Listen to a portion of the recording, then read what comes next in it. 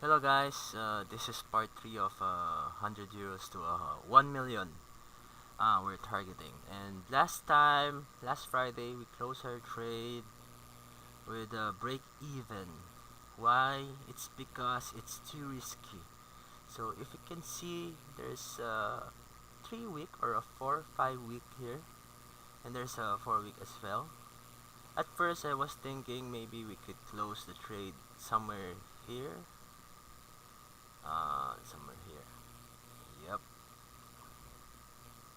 somewhere here. But because we want to get better pips, that's why we did not close. It's part of me being greedy. So, but when I saw this one, I say, hey, I need to close this. It's not sure. Where's the market going? I'm not sure. And right now it's Monday. And we have $182.94, and there's a signal for me.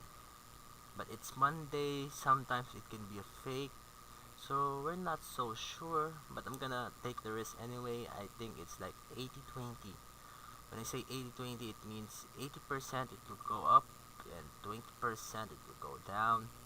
So I'm gonna trade right now. So what's my take profit margin? It's this one.